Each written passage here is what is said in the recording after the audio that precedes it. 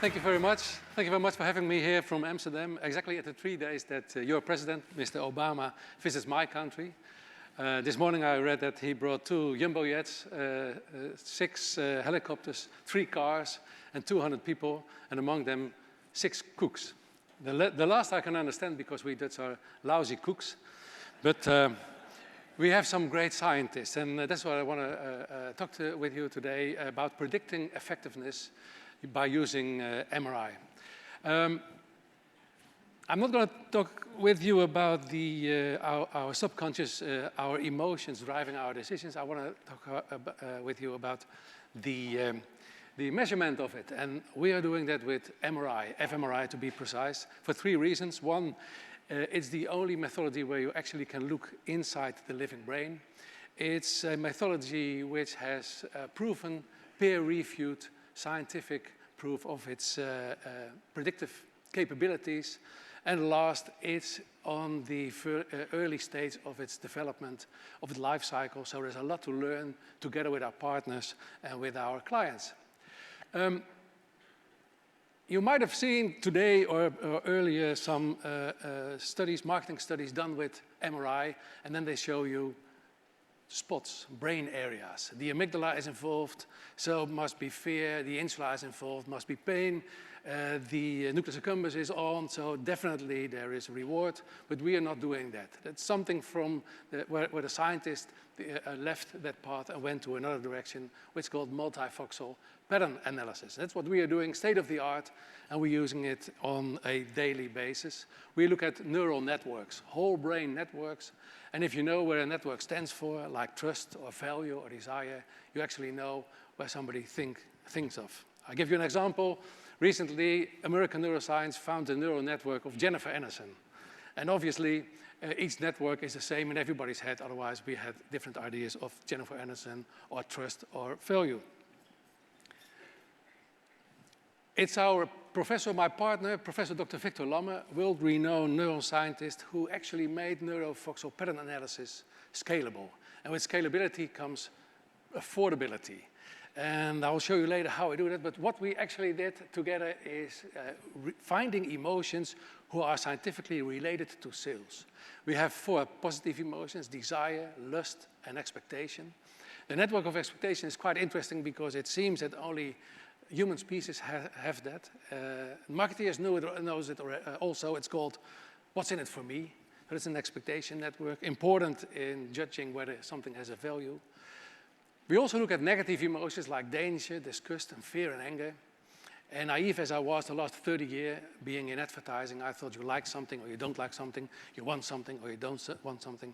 But that is not how the brain works. The brain is an evaluation machine, 6,000 times per second, and it evaluates everything which has been held on. So if you would show a cup of coffee, for instance, there will be desire, there will be expectation, and it is a Starbucks, so there will be trust.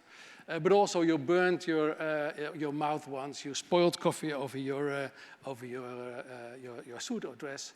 So there's also danger, fear, and negative emotions. Now the brain is evaluating that, and then it comes to a decision whether I like it or I don't like it. So these 8 are very important for us in deciding whether people buy something or don't buy something.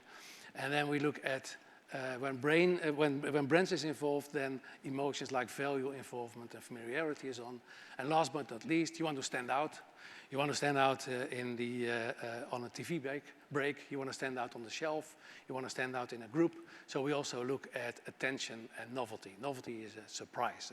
Now the brain makes a combination of that. We can see the combination, and actually we are able to see buying behavior. Quite spectacular. We do it several times in our scanners. We have actually people buying things. They push a button, they buy things, and we are up to 90% predictive who buys what. But of course, you don't want to see buy behavior on a specific person. You want to predict intention. And that's what we try to figure out. We spent about 9 months to give birth on a benchmark. We spent about $500,000 on it to finding a benchmark for effectiveness. What we did is we took 140 TV ads, including those 140 TV ads, we put it 17 Effies. Effie, as you might know, is a reward given by the advertising industry on campaigns who have a proven effectiveness on sales. And we were wondering whether these FVs have a specific neuro signature in our brain. So we exposed those 140 commercials to over 200 subjects, and we came to a specific neural network for effectiveness, which has a lot of, as you can see, positive emotions evoke more than average, and negative emotions evoke less than average, which of course is a good thing if you remember that the brain is an evaluation machine.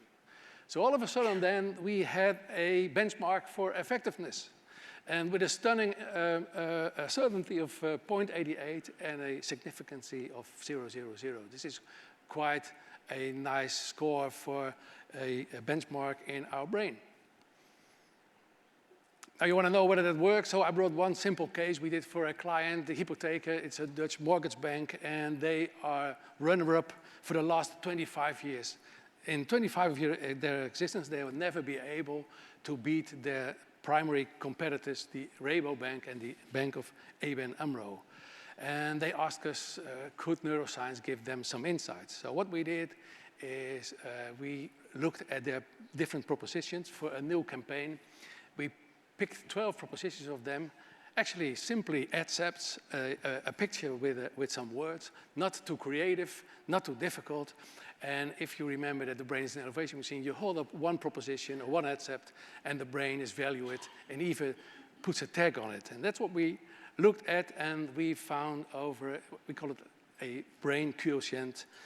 So 100 is the average of everything we have shown among all the target or all the subjects, 24 in this case, 24 using clients and 24 non-clients, and we found an average which we put on 100, and then you have a brain coefficient of 3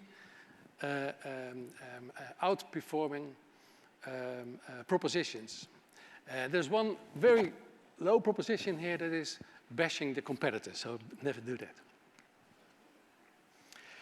And then we briefed their agency, we discussed with them the neuroscientific pitfalls, and they came up with a campaign. I showed you just 1 out of 3.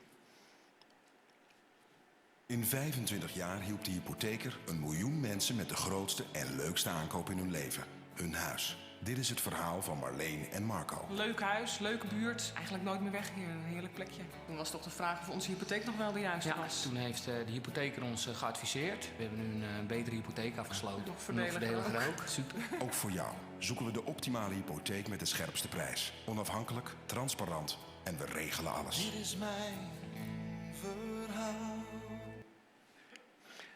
Then we put it on the scanner, and here you see the benchmark with the scanner. This campaign and the ad, 3 of them in total, outperforms the FE benchmark on desire, on lust, on involvement.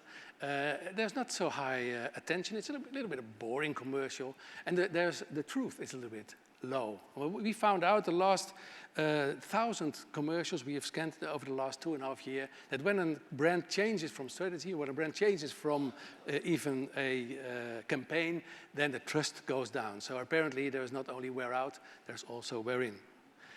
More interesting than for the client is the FV similarity, which is a 0.6, quite high. And for us, it was amazing to see that after 1 year, traditional research showed that for the first time ever, this bank, the Hypotheker, was able to compete their competitors, to beat their competitors on 17 questions asked on brand image. So now, to wrap it up, why would you use MRI? I think it's peer-reviewed proof, scientific peer-reviewed proof of the predictive value of looking through the whole brain. It gives a deep insight in related non-conscious emotions. All of a sudden you know where the fear comes from, where the danger is, where the positive emotions are, and you can steer on that. We made it scalable in time. Every month we have a multi-client or an omnibus study where with the benchmark you can bring in one specific ad or even packaging, or let's have any market stimuli. We found more and more locations in the world where we actually have access to a scanner. Recently, last week, I had a discussion with the university here to buy scan time.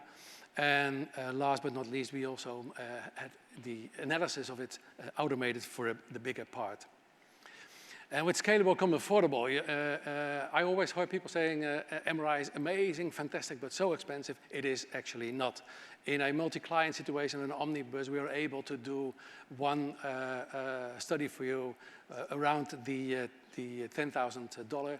A huge study would be something $50,000 to $60,000, but then you would check from 1 to 10, 12 stimuli at the same time.